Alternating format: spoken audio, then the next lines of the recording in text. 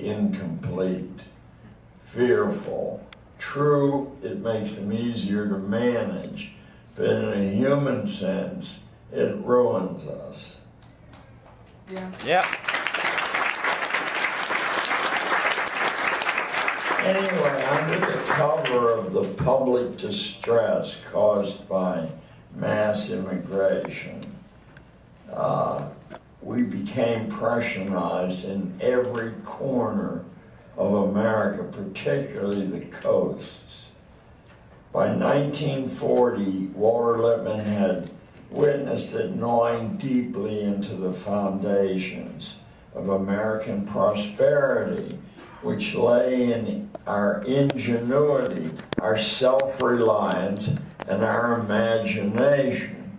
Prussian schooling was directly the creation of a philosopher at the University of Berlin who had inherited Immanuel Kant's chair. His name was Fichte, Johann Fichte, and Fichte demanded publicly of the Prussian king that the imagination of ordinary people be eradicated because it added an unpredictable element to the Prussian economy, which largely was based on renting soldiers and invading other countries and stealing their stuff.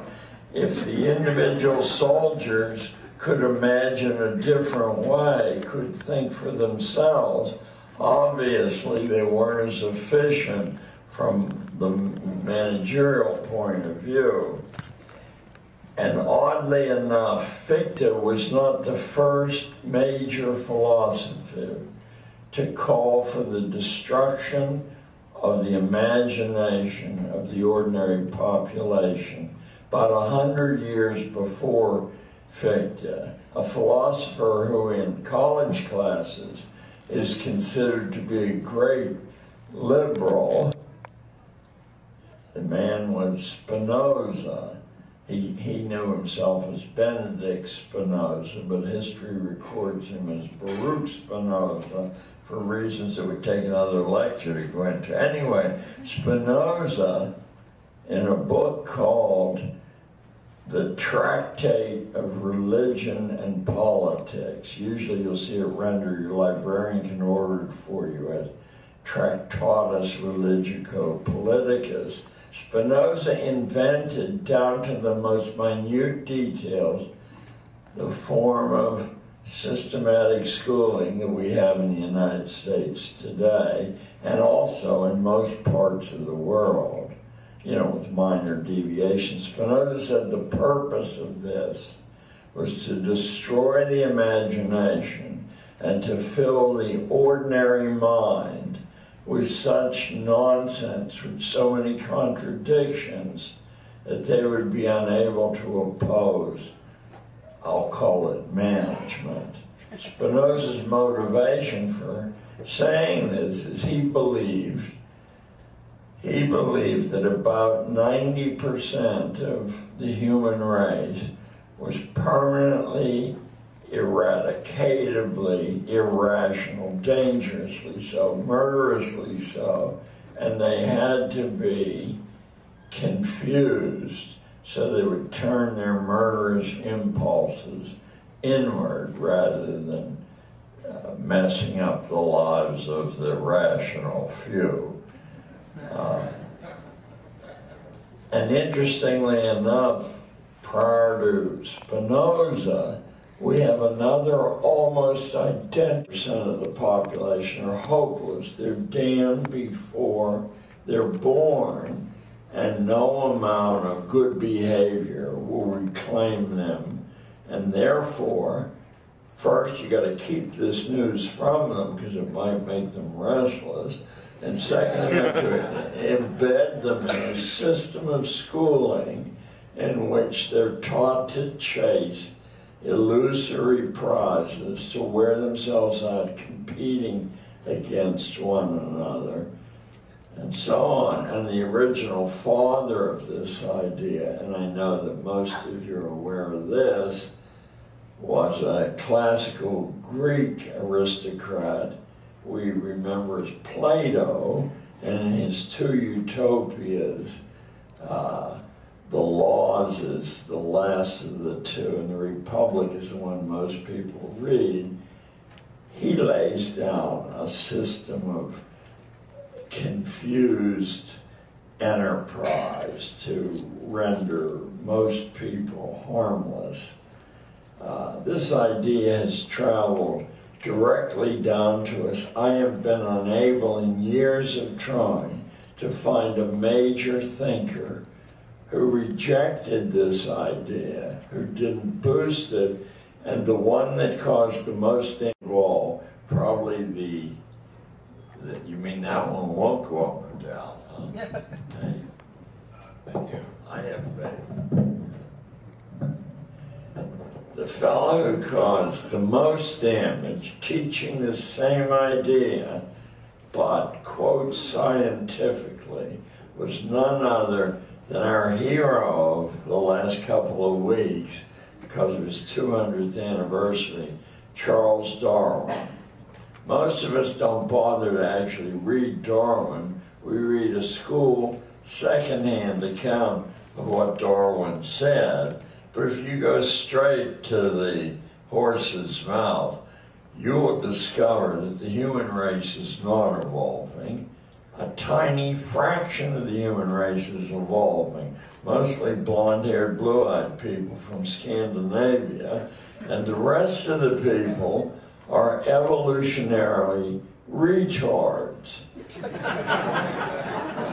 I'll give you the citation. Is there anyone in here that has any Irish in their background? Let me see your hand. Oh, you're going to love this. This will not be the Darwin that you studied in high school. In Descent of Man, that's published in the U.S. in 1871, Darwin says very clearly that if the good stuff, you know, the Scandinavian blondes, interact with the bad stuff, and the Irish clearly are his leading candidate for the bad, but almost everyone else is bad stuff. Evolution will march backwards into the swirling mists of the dawnless past. Now, Darwin had a phenomenal reputation, not as a scientist, although he was getting one by 1871. Origin of Species had been written published in 1859, but Darwin was a supremely wealthy man. Another fact that your high school biology books leave out as if it were inconsequential: a supremely wealthy man. He was the heir to the Wedgwood fortune, and Wedgwood was, you know, the primary social technology of his day. If you didn't own a set of Wedgwood, you were nothing. I mean, nothing. So Darwin spoke not to the public, not even to the scientific community.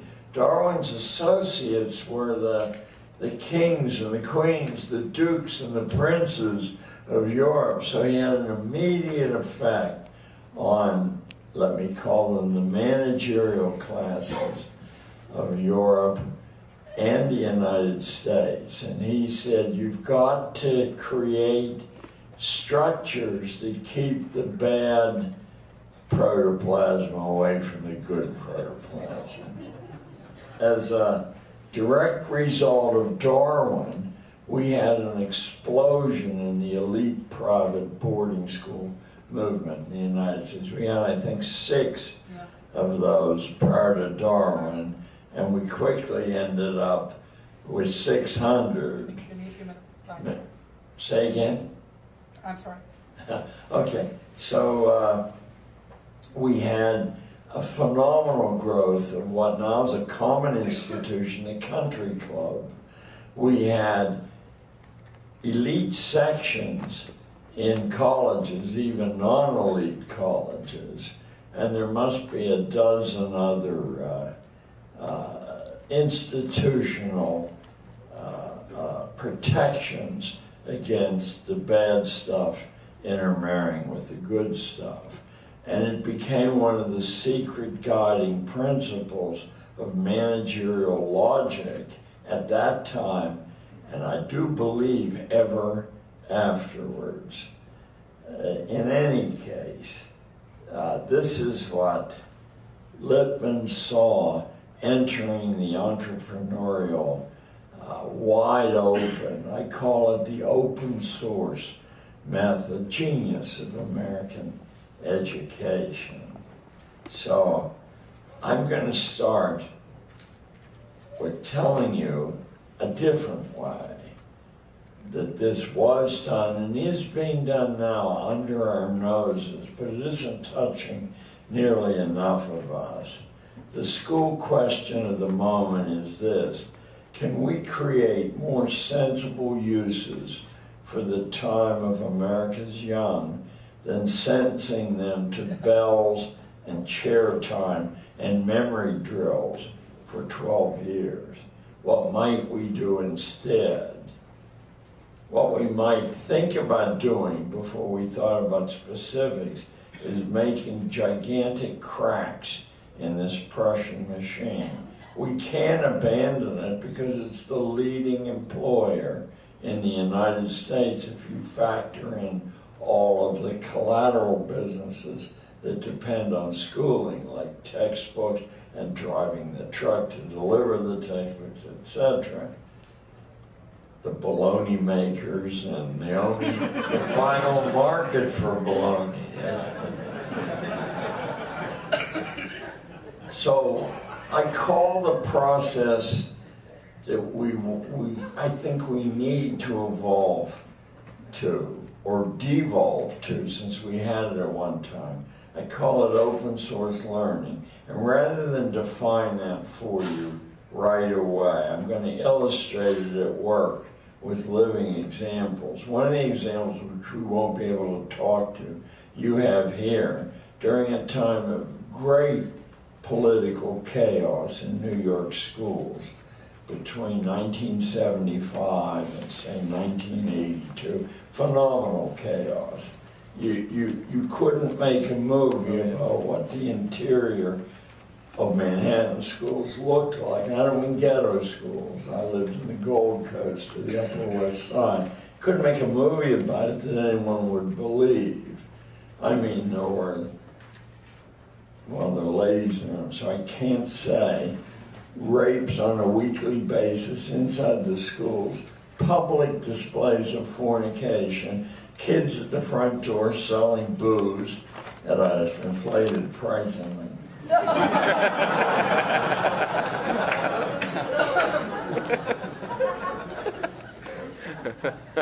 So, but I'm going to show you some examples of open source at work right now in the world around you on a minute scale.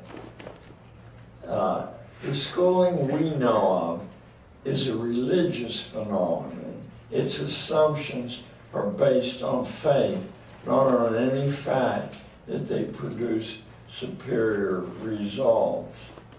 It's a substitute, in fact, for religion, just as the Dutch philosopher Spinoza said that it would become.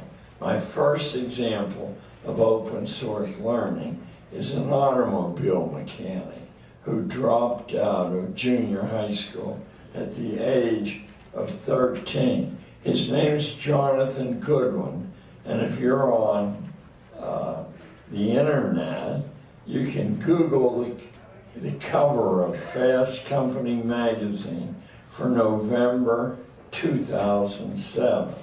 And you'll be looking square in the face, the homely face, I might add, although my editor objected to me saying, I'm sure Jonathan wouldn't object, of a dirt poor kid from a Kansas farm family of 7 kids, drops out of junior high school at 13, and does what innumerable kids do and have done. He hangs out at the local garage. Can you see any future for Jonathan Goodwin? How on earth does he go from there in 20 years to the cover of Fast Company magazine? As he told Fast Company, after dropping out of 7th grade, he made a living rebuilding cars ruined in accidents. He bought the wrecks for a few bucks and made them, I'm quoting, good as new. That was my school, said Jonathan. Even as a teenager, Jonathan could see that technology already existed to get between 60 and 100 miles a gallon. 100 on an ordinary car, 60 miles a gallon on a Hummer. How about that? He saw that it was easy to double the horsepower and to push the emissions close to zero. And why, he asked himself at about age 15, wasn't Detroit doing this? You and I know, but Jonathan didn't know. I can do it myself, he thought. So living in California, he began to offer conversions for a Hummer. He'd guarantee you 60 miles a gallon. You pay him $25,000. But with gas at $4 a gallon and a Hummer getting about 3 to 4 miles to a gallon, you know, you can make that 25 grand up pretty quickly. Did people laugh at this cheeky kid? No, they lined up, giving him more business than he could handle. And his best customer was the governor of California, Arnold Schwarzenegger, who owned 7 Hummers. That was 175 grand right there, and it took Jonathan 50 days. Today he does 4 a month, 48 a year, and his income is more than $1 million per annum. Jonathan struck out on his own at age 13, the very same age that the first admiral in the American Navy, David Farragut, assumed command of his first warship and sailed it from Peru to Boston with the enemy crew below deck. The very same age Thomas Jefferson was when he took control of a huge plantation and 250 employees. So now you know about one person who pursued an open course rather than a bell-driven, subject-driven, test-driven discipline. Since I did a fella first, in fairness, I have to do a lady. On April the 20th, 2008, Danica Patrick, 100 pounds of driving fury in a 5-foot 2-inch frame, became the first woman in big-time race car history to win a major event. She was driving against the 2-time Indianapolis 500 winner, Helio Castroneves, in the Indy Japan 300. And she overtook the world champ in the final 2 laps and coasted home, going away. She told interviewers, "This reaches outside racing. This is about finding something you love to do and following through with it." 10 years earlier, at the age of 16, Danica dropped out of high school and discovered that she wanted to become a race car driver. The only place in the world that teaches you to sustain speeds of over 200 miles an hour, eat your heart out, State Cop, was London, England. So she got herself to London, England at age 16, all by herself, no chaperones, and she learned to drive a car faster than 200 miles an hour, hour after hour after hour. Of course, and I think that her gender has something to do with this. Danica makes about $4 million a year in commercial endorsements there. But now I want to talk about a neighbor of mine. Nick Schulman. We never have met. He just turned 21 on the Upper West Side of Manhattan, and I think he would have gone to my junior high school, except I had quit teaching by then, and Nick had dropped out in junior high school to play pool. I don't know what his mother felt about that. 2 years later, after they got him back into high school, he dropped out to concentrate on playing computer games. And in 2005, at the age of 18, Nick took up poker. For Nick, it was the psychology of poker that gripped him, and reading your opponent's intentions through little signs they give out. On February the 28th of last year, the newspapers announced that Nick had just won $2 million on the World Poker Tour, and he said he was now ready, I'm quoting, for a different kind of fulfillment. With $2 million in his back pocket, Nick had decided he was going to go to college and turn his attention to philosophy, you know, Aquinas, Bacon, Hegel, Hobbes, Heidegger, Rorty, that sort of person. How do you suppose Mother Schulman felt then? Good luck, Nick. At least you won't be paying back student loans until you're 50. Yeah. Now I'll shift back to a lady. My wife insisted I'd do this as long as I had enough ladies to go. I guess if your own teenage daughter changed your name to Diablo, you would shrug it off as a passing whim of teenage fancy. But what if she announced that her life's ambition was to be a stripper, and she set up a pornographic blog whose title I wouldn't dream of reading in front of a mixed What would you think? Would your daughter be on the right career track? Would she have a bright future ahead? Now flash forward to the year 2008, and Diablo is now 29, and she is on the stage at the Oscar ceremonies in Hollywood, receiving the Oscar for Best Screenplay for the movie Juno. Did anyone see Juno in here? It's a nice flick. There. She had published a book 2 years earlier, Candy Girl, publication date 2006, and now the movie Juno. Diablo told the crowd, by the way, she was wearing a cut-to-the-thigh leopard print gown which showed off an enormous tattoo that ran over her body, up her shoulder, onto her neck of a stripper. She told the crowd, most of all, I want to thank my family for loving me exactly the way I am. Can you imagine a school ever accepting Diablo the way she was? Can you imagine her thanking a school for its support?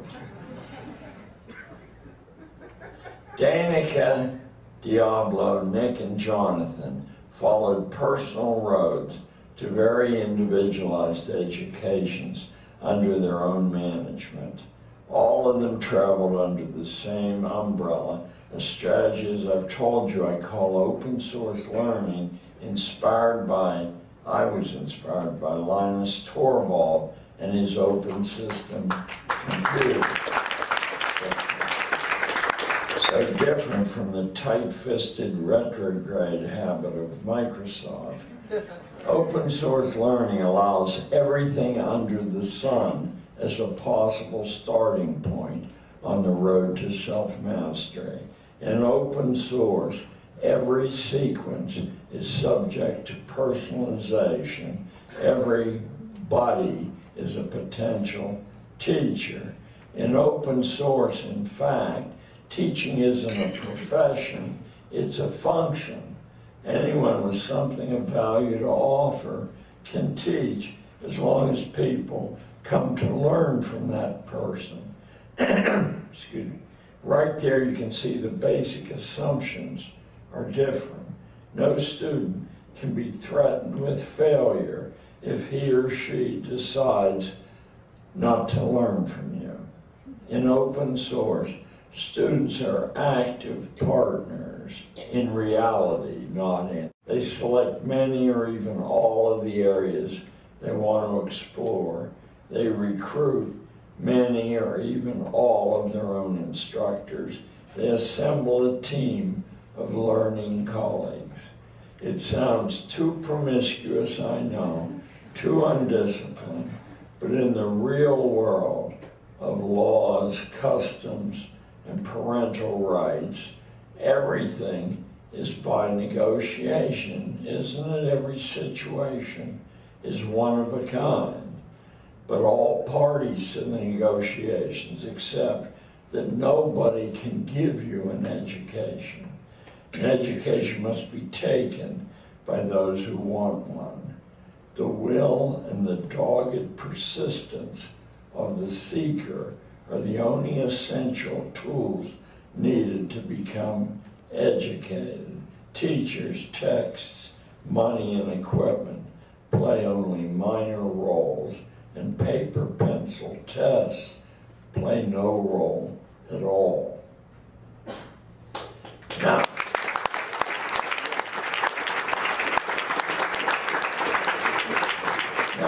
I'd like to move from these simple, ordinary examples to some pretty big-time examples. A few years ago, the ThyssenKrupp Steel Corporation of Germany decided to unload its mighty Phoenix steel plant in Dortmund on China. Steel prices were down. It looked to management as if they would stay down. So a command decision was made to push Phoenix, all 200 acres of buildings, onto China, even though that would throw 10,000 Germans out of work, some of them from families which had worked at Phoenix for 200 years, generation after generation. Phoenix had made the cannon for the Napoleonic Wars.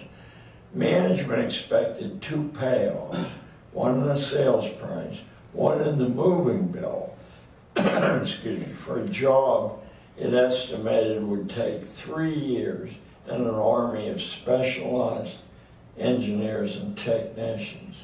China bought the plant, but not the moving charge. China said it would move Phoenix itself. Lots of luck, huh? Where do they know about dismantling steel mills? One fine day, a raggedy band of 1,000 peasants, led by a ham-handed, unschooled peasant named Shen Wen Rong, opened up in Dortmund. By the way, the story's from the Financial Times, March 17th, 2006, because otherwise it would be unbelievable. Shen was an odd duck as a project manager. He didn't use a computer. He didn't have a real office, and he worked from a child's school desk. His first decision was to escape German housing and meal costs, so the crew built its own dormitories and commissary on the property in 21 days.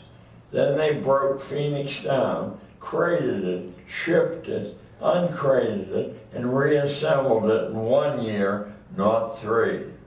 Numerous rules were broken in the process.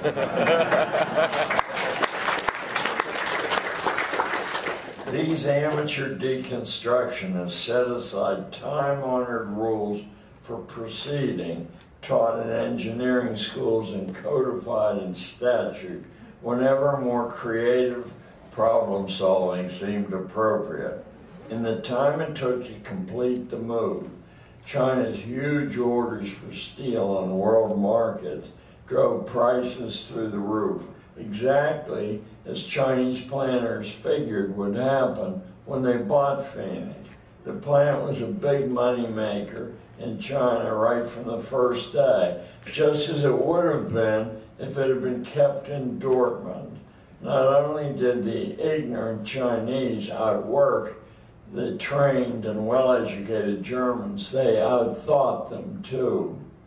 How have we allowed ourselves to be fooled into believing that experts and specialists are needed for matters within the reach of ordinary people? How have we been taught to think so little of ourselves? If a farmer and an amateur construction crew of farmers can tear down and put back up a huge steel plant 3 times faster than experts say it can be done, then you and I need to rethink a lot of what we've been carefully conditioned in schools to accept as truth.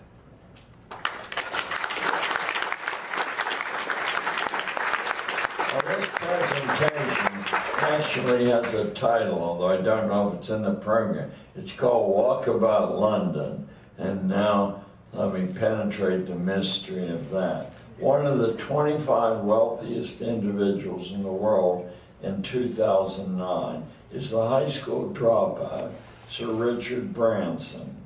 Branson thinks the most important lesson he ever learned was at the age of 4 when he took an open source adventure in the London suburb of Shamley Green.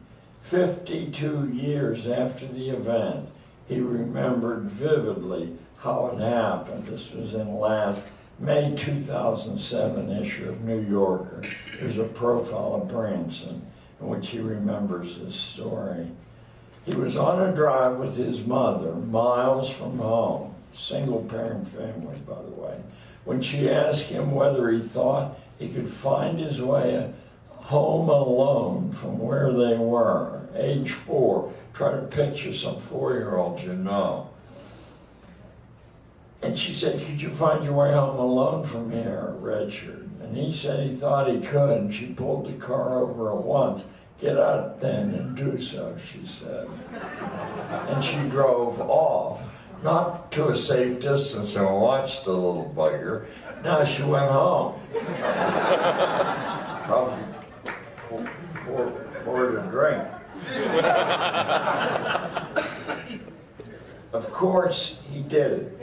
By the age of 12, he was taking 100-mile bike trips, round trip to the beach at Bournemouth. Quote, "Mother was determined to make us independent," he said, over a half-century after the walk. Later, after a very brief go at high school, he dropped out, never wasting a day at college waiting his turn. Wasn't a moneyed family. His mother was a stewardess in the days when that was a dicey profession. At 19, he had his first successful business. His moon rocket and Virgin Airlines were launched without walk, although it took some time. They had front pages of the New York Press last year was a picture of Branson standing next to his already built moon rocket, for which he sold 250 seats at $200,000 a ticket. It'll probably be leaving sometime this year.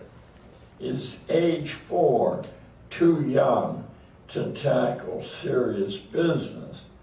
Well, before you answer, a 2-year-old Tiger Woods was sinking putts on the Mike Douglas TV show in preparation for redefining the game of golf years later after he dropped out of college.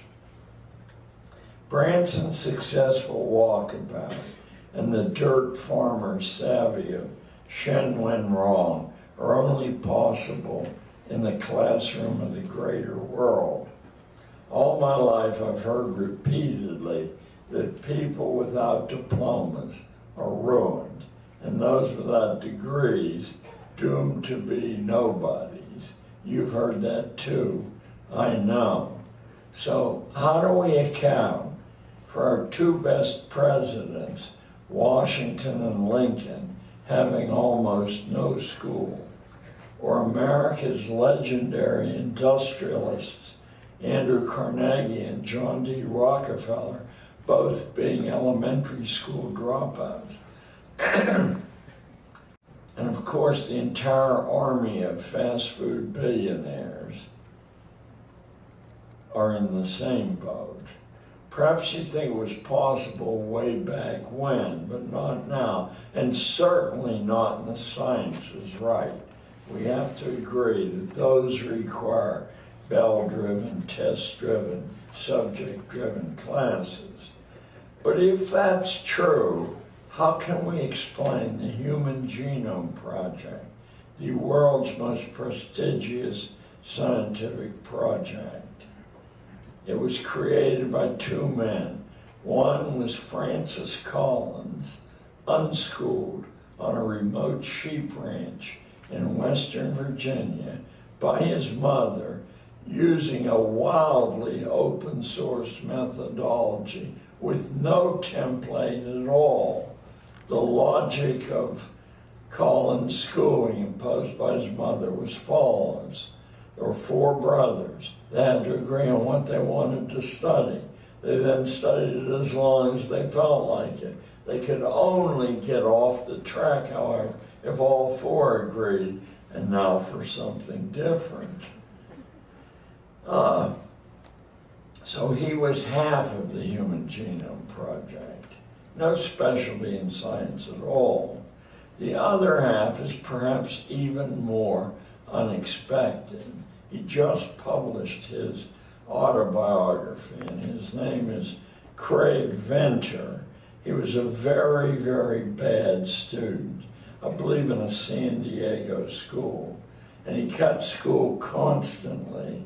He was a self-proclaimed surfer bum who graduated only by the skin of his teeth when one teacher changed an F to a D in order to get rid of the louse. Then those two eventually teamed up and we had the Human Genome Map. Can you get? You need some water? I need a stretcher is what I mean. No, from Pittsburgh, once we get the bit between our teeth. On April the 27th, 2007, so less than 2 years ago, national headlines announced the firing of MIT's famous director of admissions, Merrill E. Jones. She had been dismissed in disgrace after 28 years of splendid service in which she won MIT's highest honors. Jones was a specialist at female recruitment. During her long tenure, she tripled the number of women at MIT. She was hailed from coast to coast among the admissions fraternity. Press questioning of MIT students at the time of her dismissal called her beloved, almost revered, and irreplaceable. I took that from the Wall Street Journal story. So why was she canned? Molestation of students, selling MIT secrets to Microsoft? No, none of the above. Some diligent snoop had discovered that the college degrees she claimed at the time of her hiring 28 years earlier were fakes. She had actually been, if I gave you 1,000 guesses, no one in this room would come close, I wouldn't either. She had actually been a nightclub torch singer in upstate New York country western nightclubs until the moment MIT took her in. Now, why anyone with a good job like that would wish? Anyway. MIT Chancellor Philip Clay told reporters the door was now closed forever on another torch singer in admissions. Quote, "In future," he said, "we will take a big lesson from this experience." Now, what lesson might that be? It couldn't be the obvious lesson that degrees are only magical talismans. They promise nothing, and only meritorious performance is the proper measure of quality. It couldn't be that. What degree should we give bureaucrat Clay for costing MIT a brilliant colleague who added great value to the school? The colossal jerk degree?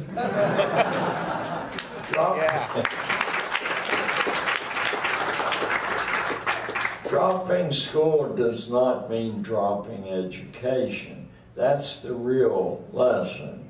Think of Ingvar Kamprad, diagnosed as dyslexic by the usual school experts. Ingvar began his independent life, since he had been pronounced hopeless as a student, in Denmark as a bicycle peddler of fish. Can you think of a harder job than peddling up to somebody with a fish? I want to buy this fish. Gradually, he added matches to his basket, and finally, he finished it off with Christmas decorations. Well, what about a Christmas decoration? You don't want the fish. No, the decoration smells like fish. Then, bit by bit, Ingvar founded IKEA to reflect his egalitarian philosophy that beauty and utility should be available to everybody, not just the prosperous. That fish peddler is worth $31 billion today, but much more important than his wealth is his ongoing determination to add value to lives other than his own. When you understand yourself so thoroughly, you can write your own script instead of following the orders of strangers or the common paths of your time. You must be among the small group on the road to education. Migrant fruit picker Charles Webb fits this description for me. You probably heard of Charles because of his creation 45 years ago of an American classic story, The Graduate, which in book form sold millions of copies, and as a movie became a runaway hit. Charles and his wife, her name is Fred, Charles and Fred made $100 million, and they were on the 18 guest list all over the world. And guess what they did with their $100 million? They gave every penny of it away. Charles said, "Wealth didn't work for us," he told a reporter, and they became migrant fruit pickers in California, living in trailers. The world is just much different than the ordinary narratives allow us to imagine. Every school day in America, 7,000 young men and women drop out of school, some confused, some brave, all of them angry. If we had any national coherence or leadership, we would look at these people as a great resource and treat them with respect. 1.25 million people a year, no different as genius possibilities than the dropout Benjamin Franklin, or the dropout Richard Branson, or the dropout Wright brothers, or the slum urchin Lula da Silva, grown to the presidency of Brazil without a school certificate and on the verge of making his nation free of petroleum, probably next year, but certainly over the next 2 years. More than 1 million American young a year do not want to be in a classroom. I think that would be 20 million if they were offered a choice to help America become a new nation again. If we said, help us build a new nation, those of you who want to. The rest of you, stay in class. If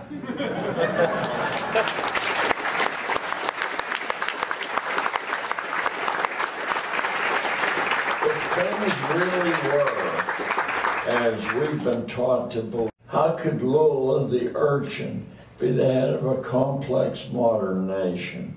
How could the semi-urchin Adolf Hitler rise to the leadership of the best-schooled country on record?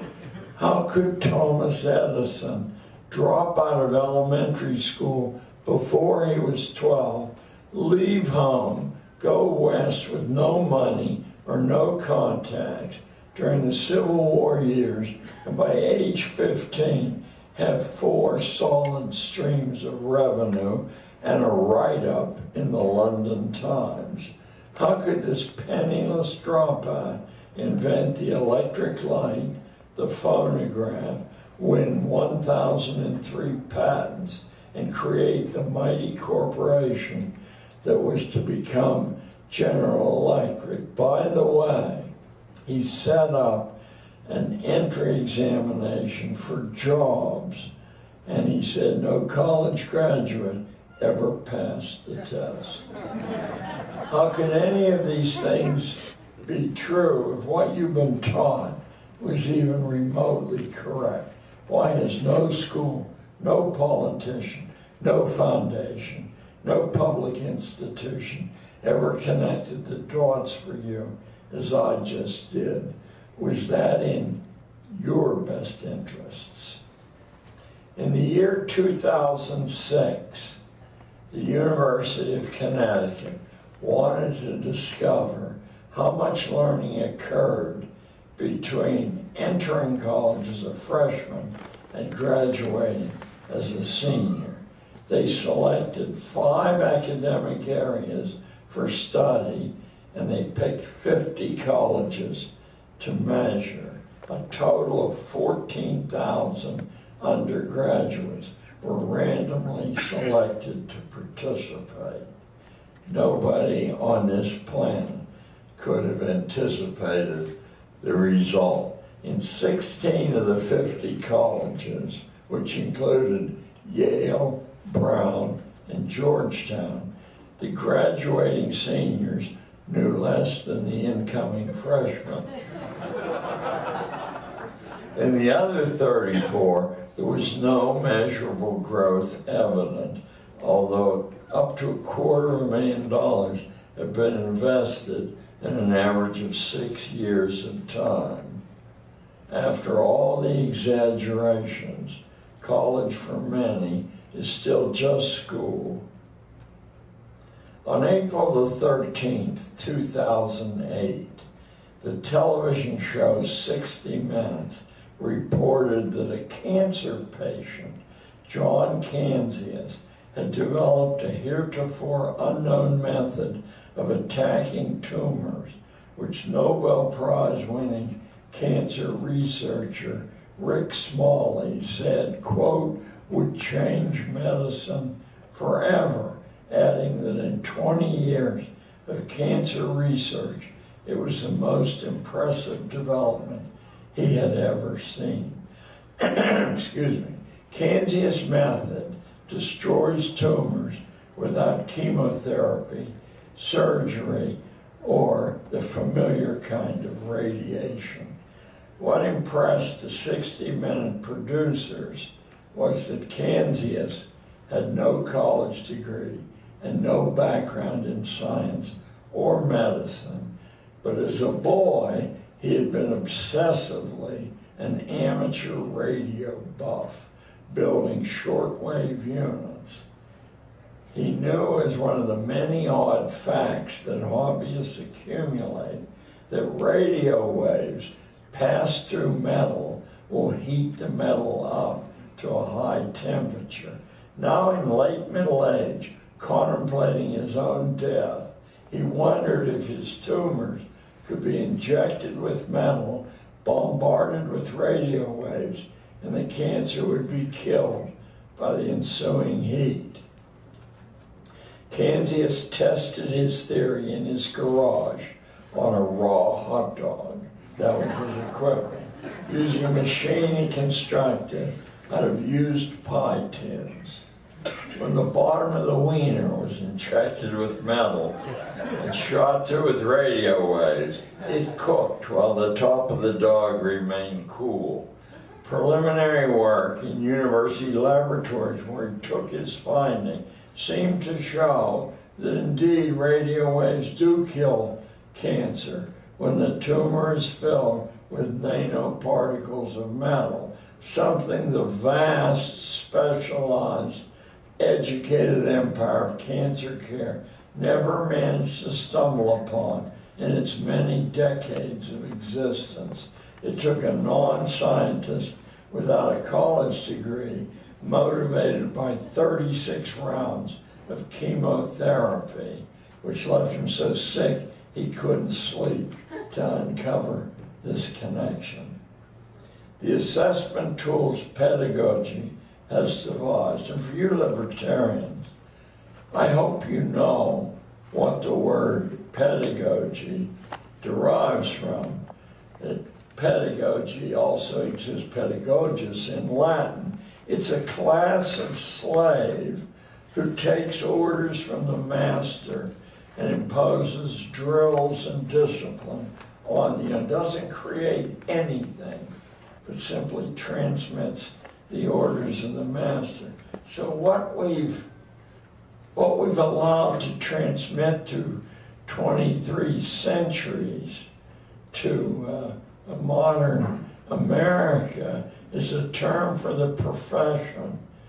It's a profession of slaves, and pedagogy would be the science of preparing these slaves for their function. I don't think that transmission is either an accident or insignificant.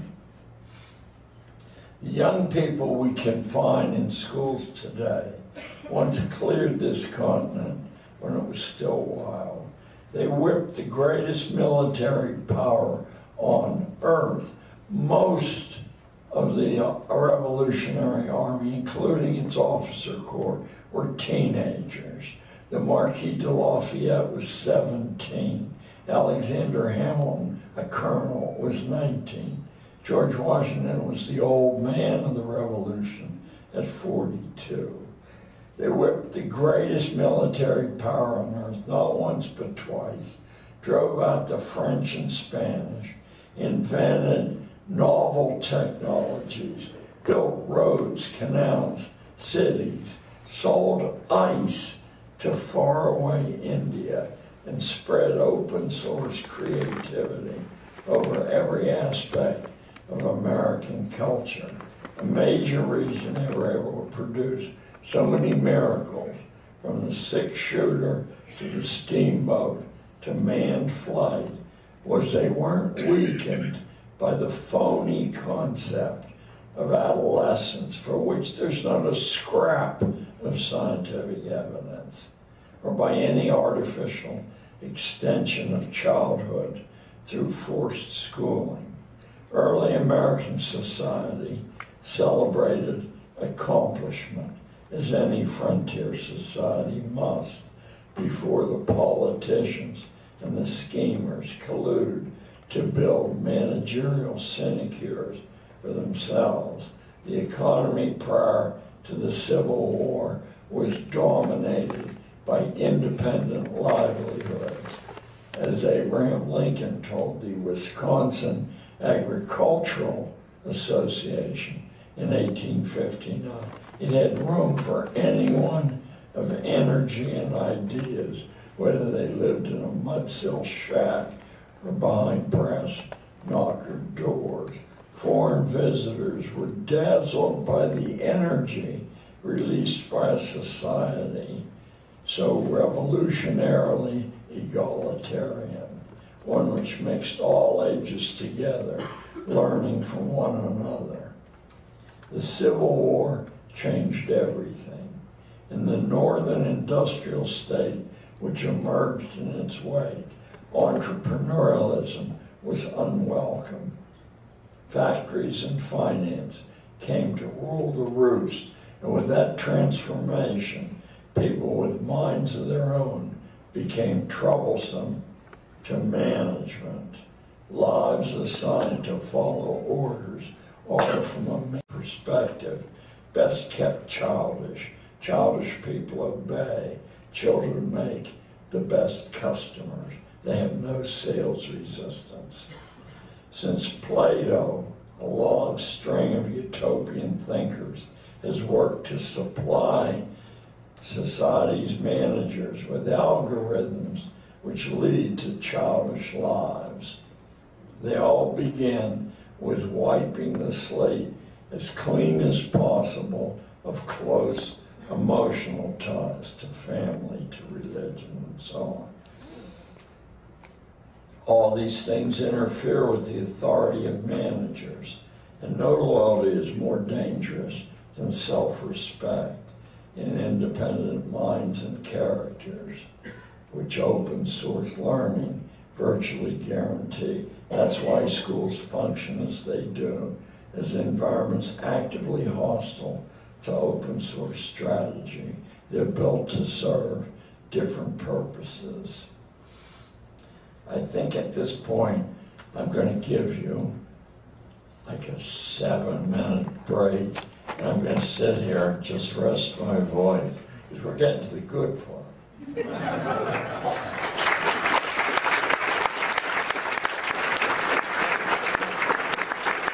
You know, this flu, and we have a little time emergency here. So I've done what good directors do when the movie is running too long. I hear they grab pages out of the script and throw them away, and that's why you can't figure out from one cut to the next what the connection is. Anyway, I call this section the honor roll. And part of it, one or two of the names you've heard. Craig Venter, the beach bum, instrumental in giving the world the first map of the human genome, was born in 1946. School bored Venter out of his mind, an offense he punished by driving his teachers crazy. And he staggered through junior high school, staggered out of school into a buck private role in the U.S. Army over in Vietnam, where he became a medical corpsman.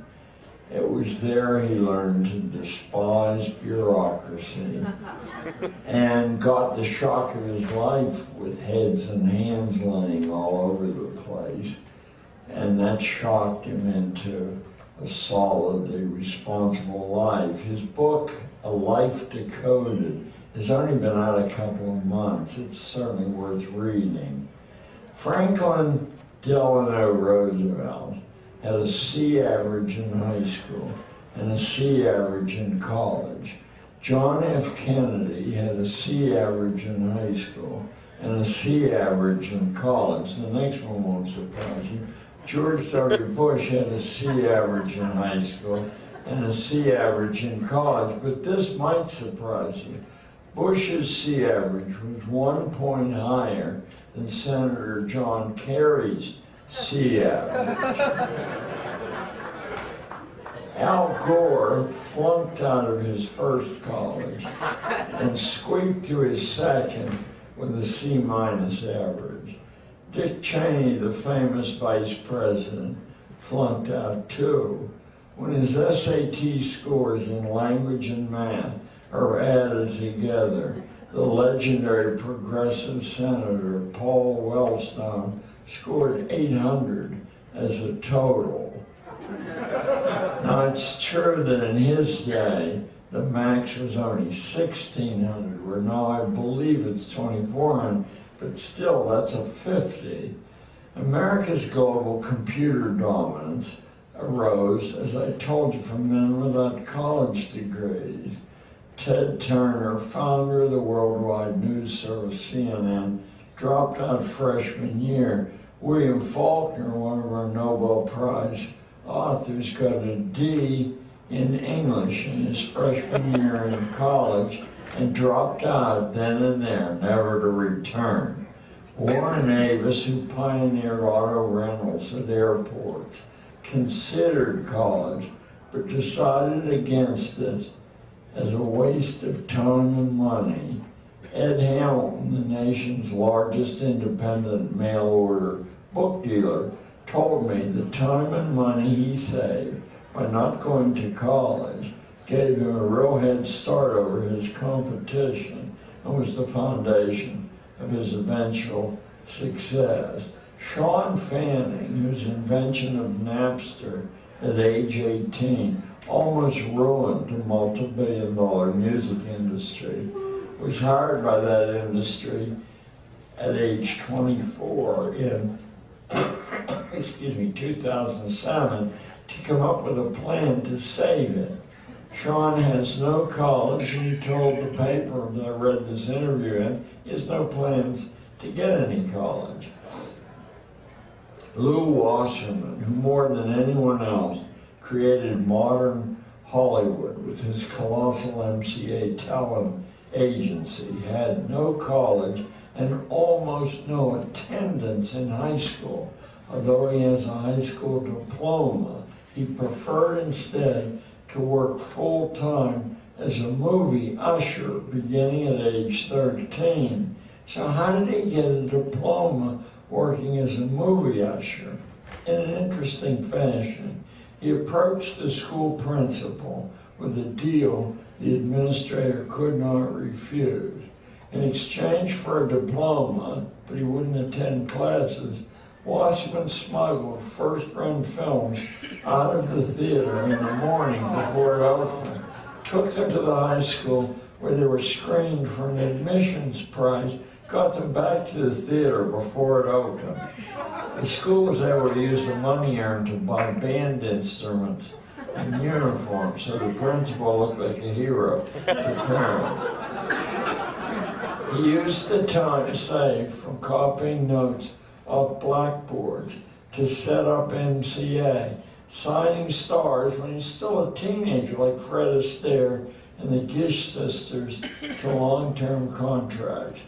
The legal instruments he created as a teenage boy with no legal training at all are still used as models in law school today for show business and litigation. And if that seems far-fetched to any of you, just remember Shen Wenrong and the Phoenix Steel Plant in Dortmund, Germany, or Marilee Jones in the MIT admissions office. Warren Buffett, once again, as I speak, the world's richest man, began in business at the age of 6, selling ice-cold Coca-Cola and chewing gum door to door in Depression-era Omaha. That's age 6. By stages, he added other businesses to his string. He sold retrieved golf balls in bulk to the Club Pro Shop. He sifted discarded racetrack betting tickets in bulk, searching for winners accidentally thrown away. He set up a mass production newspaper delivery operation in which he personally could deliver 1,500 papers. He rented pinball machines to barber shops and split the take 50-50, and this is all before Warren was 15. From the age of 13, he supported himself completely, and by age 18, he had the present-day equivalent of $100,000 in the bank when the Wharton Business School turned him down for admission. Schools don't even hint at the existence of such a road to self-sufficiency. Imagine if 60 million trapped school children were set to actively imagining personal ways to add value to the general community, just like Buffett did at their age. Suppose from kindergarten, boys and girls were flooded with examples of how opportunity can be developed and managed. Wouldn't our country be crowded with Buffetts, inventors, and Fannings and Wassermans, even Mozarts? Isn't that what this nation needs? Not more zombies, not more parasites. It isn't wild speculation. What I've just done is to carry your imagination back to the colonial days in Ben Franklin's Philadelphia, where the crackling energy of limitless possibility wasn't created by any task force of experts, but by everybody getting a chance at a turn just as soon as they felt able, in an environment where possibilities were everywhere.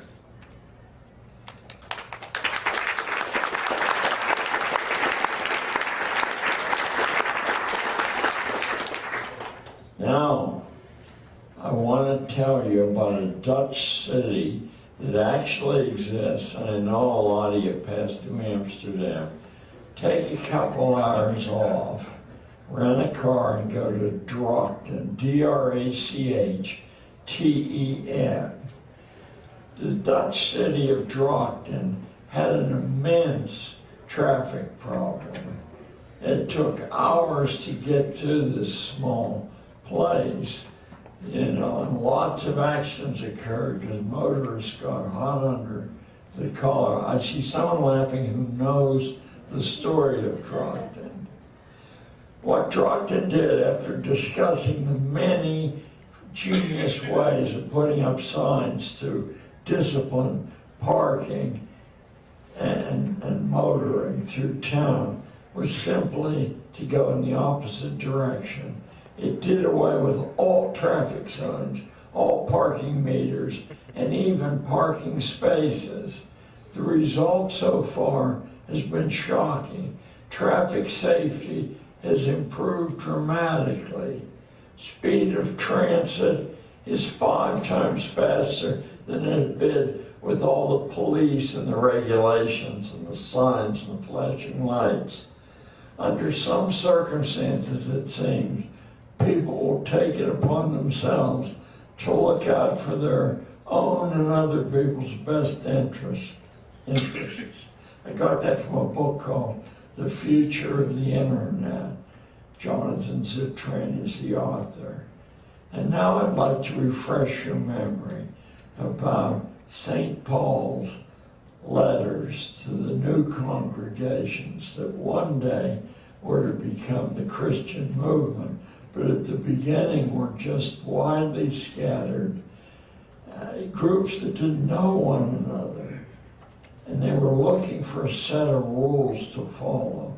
And Paul traveled with the conveyances of the day between these far scattered little places, and he brought a message to them. And the message, even after all these years, is shocking. And I seldom meet religious people who swear by the Bible and have read this many times who actually heard what Paul was saying. St. Paul's New Testament letters to the congregations, which later became the Christian movement, are filled with fervent calls to ignore the rules. I swear that's true. Rules, Paul said, corrupted the establishment of his day. In a variety of ways, Paul writes that salvation will not be found through obeying the rules. Think of a surfing bum cracking the human genetic code, or a movie usher giving shape to the American film industry as examples of this. Screen the religious content from Paul, and you're left with the school problem of our day. It's a conflict between those whose status and income depends on keeping things pretty much as they are. Think of the testing industry, for example, and an insurgency motivated by a different logic. Make up the rules as you go along, Paul says, in different words. Adapt to local conditions. And as long as you remain true to the root Christian principle of loving your neighbor as much as you love yourself, things will work out whatever you do.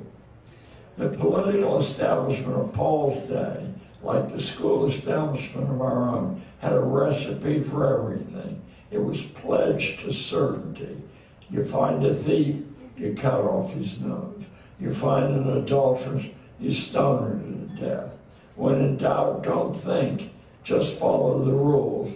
But this new insurgency traveled a different road, which most people can't understand today, even people who believe they're good Christians. What the new insurgency said, if somebody steals your coat, give him your cloak. If somebody hits you on the left side of your face, turn the right side to be hit as well. Pay the working men who labor only for the afternoon the same wage as those who work from early sunrise. Rule book people find these pronouncements incomprehensible. In our day, a majority of Americans have been trivialized and disenfranchised by the algorithms of schools, colleges, and corporations, three heads on the same snake. In spite of the all-pervasive sway of these command and control formulae, a powerful new insurgency is springing forth. So far, without organizing very much, the internet organized insurgency has jeopardized huge commercial operations in music, in film, broken the security of banks and government installations, and stolen tens of millions of identities, one every 3 seconds. It appears to be aiming to upset the whole notion of patents and copyrights, as China has already done. But China's already upset that notion of patents by stealing from anyone they want to steal from without paying any penalty for their robberies. The formulas for powerful weapons like the peroxide, paint remover, and drain cleaner bomb, which paralyzed London a few years ago, circulate widely. And they're in every hardware store in the country for about $50. I tell anti-gun audiences we better get rid of hydrogen peroxide first and drain cleaner, because that makes a much bigger bang. And what we've learned, I think, from Iraq and Afghanistan, I'm not defending and taking sides in any of this, just saying the lessons are clear. What we've learned from Iraq and Afghanistan, and what we should have learned from Vietnam, is that ordinary people whose lives are driven by principle, whether you agree with the principle or not, is irrelevant, refuse to be intimidated by overwhelming military force. They can't be conquered. The day of the expert and of privileged information seems almost over. This is a time of the sweat bath, of oceans boiling over, of underground explosions, of the planet whirled away, of extermination sure to follow. I'm quoting Rimbaud, the poet. My French isn't all that good. In a time of a sweat bath, do you want next to your side, watching your back, A students, or do you want walkabout graduates like Richard Branson? Will you hire valedictorians or surf bums like Craig Venter? We need far less professionalization, which is a kind of social hardening of the arteries, not more. We need to deal the young in on every new design as partners, not as human resources. We need equality of human interconnection suggested by YouTube and MySpace and Facebook. We need to use school to discover new knowledge, not to exclusively memorize the old, to add value to the community right now, not in the future. Thank you very much for this.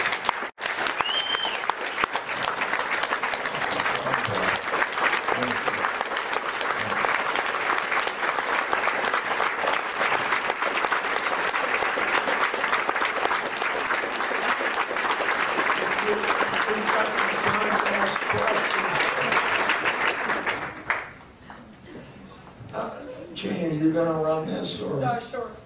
We have 15 minutes, so. What would you say to someone who said that the people that you have given as examples were the exceptions to the rule?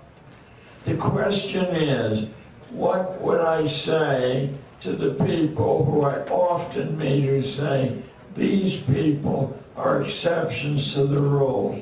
Well, what I would say, first of all, is that I taught in a Manhattan junior high school for 30 years. And 15 years of that time, I assembled a hodgepodge of a class, and I set them to doing extraordinary things. This is one class newspaper. All of these things are going on simultaneously. Some are being done by flunk-outs, some by C students. Just look at a few of these. Here's a successful lawsuit on page 1 by a C student. At the very same time, my kids are getting more new registrations than the entire Democratic Party on the west side of Manhattan. They work for a month. We cut school for 2 days and talk their total.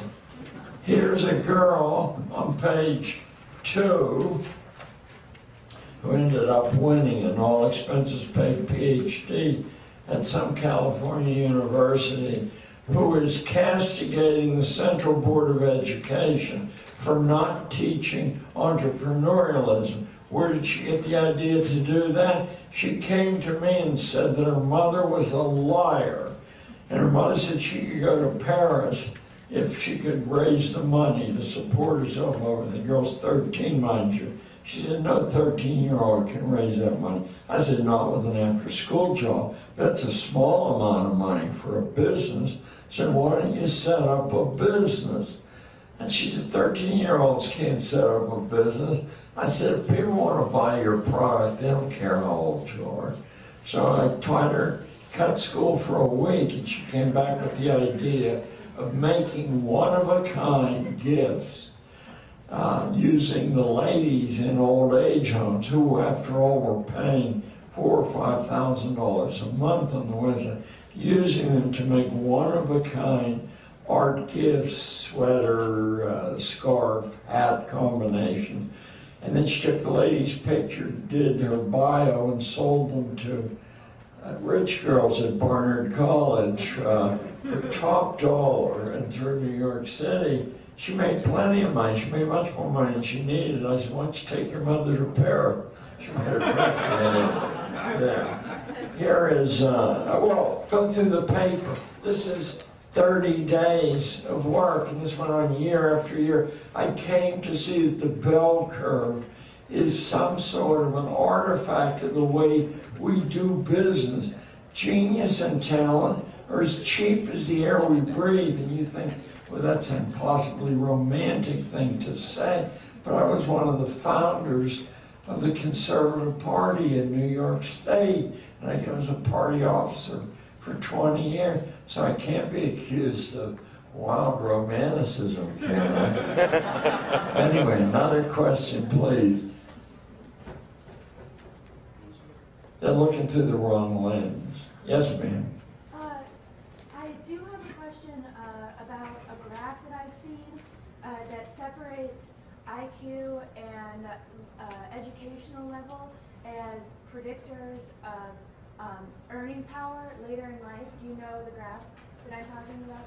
So how would you explain that? Just simply discrimination by employers driving down the average for people without high school diplomas, or what is it that's going on there?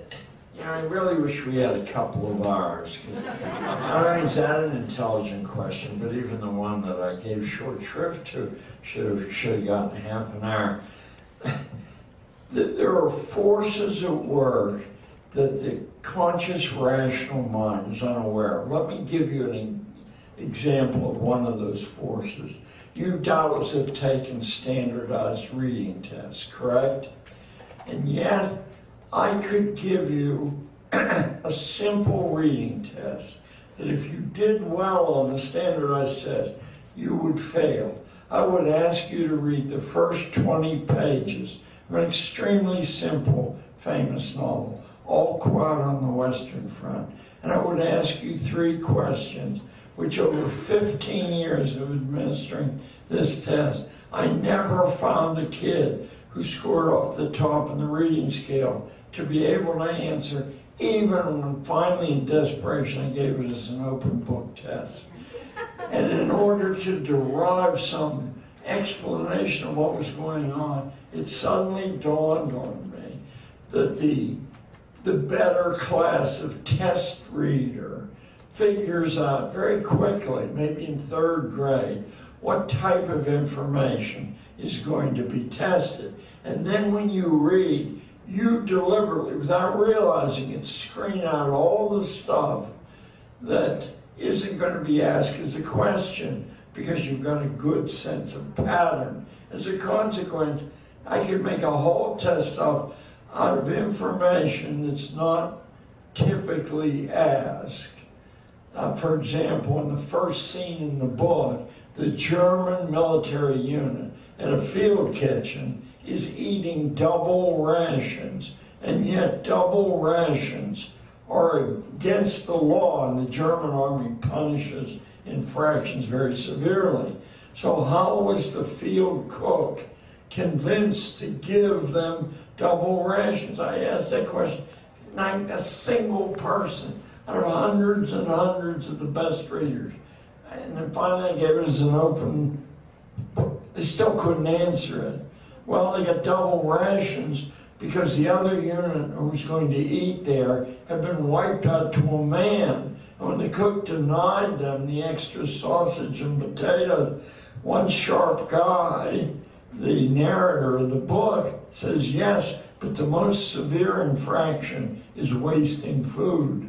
And when they come around and see that you wasted half the food, your neck will be in a noose. And the cook is caught in this dilemma. And finally, well, anyway, nobody could answer the question because that's not the kind of question that's asked. Your reading has been shaped by scoring well. The only antidote is if your parents actually know how to read, and they read for nuances and for tiny detail and for connecting the dots instead of memorizing them. So these results that emerge are frequently cooked in advance. That's an expression from chess puzzles. They're predestinated, the answer, and then it can be made to seem that the results are falling one way because obviously these are superior people. Over 30 years teaching, I absolutely know that if you took all the A students and put them in a class, and you had to pick A students as a class, B, C combined, and D, F, the one class you would never select to get results of the A students, unless what you wanted were clerks and order takers. Someone else. Yes, sir. Is there any way to like become a doctor or a lawyer without like having to go through school? Because it's of course a wonderful question, isn't it? You can rig the game in advance by saying you must do so-and-so on SATs, or you must do X, Y, and Z, or we won't let you on this professional track. You can do. Are there ways to beat that? I would guess the answer is yes, but I would hardly have. But I would say, by all means, look and ask your local doctor. You know. Yes, sir. I've never heard of you prior to this day, and I'm really happy that you described your vision as open source education. I'm wondering, and this might be a bit controversial, many of us, I think in this room are involved in the open source technology movement, and obviously the open source technology movement, I think in its most cerebral way, is very much fueled by the psychedelic experience and by psychedelic drugs. And I think for a lot of people, I remember the day in 2004 when I was sitting with a friend who was under the influence of LSD. I remember the night that I began the thought process that made me realize that I didn't need government, and has, by extension, made me have new thoughts about education. So where do you see the psychedelic mind in the future paradigm of education? That's a question which, of necessity, I'm going to duck.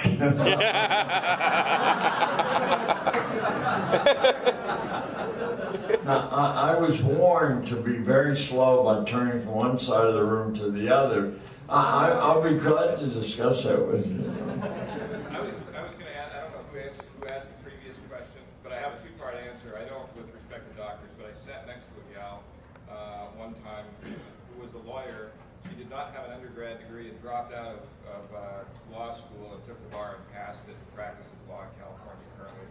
And I'm an airline pilot, which is one of the other of the big three, and I don't have an accredited high school diploma or a college degree. So these things are possible if you have the motivation and wiggle room to figure out how to do them. So that's an answer for you. Well, thank you. Yes.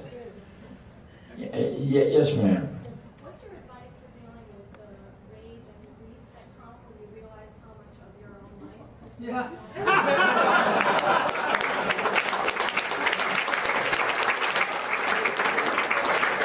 Now, I'm set.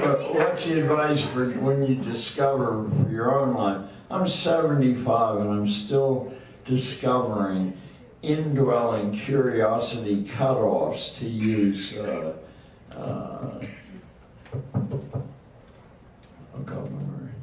anyway, to borrow somebody's expression. One Flew Over the Cuckoo's Nest. Who's that guy? Ken Kesey. I'm discovering these curiosity cutoffs that were planted long ago, and I'm ripping them out, and just when I think I'm totally free, I'll find another. You start where you are, and you don't have to do much work in this area before your life seems to be lighter, much better there. Even if you have a long way to go, you start where you are, for sure. And you don't despair ever. For us Jesuits, that's the biggest sin. Yes, ma'am. I have a question. How do you explain the way you feel about education to regular people, whereas like your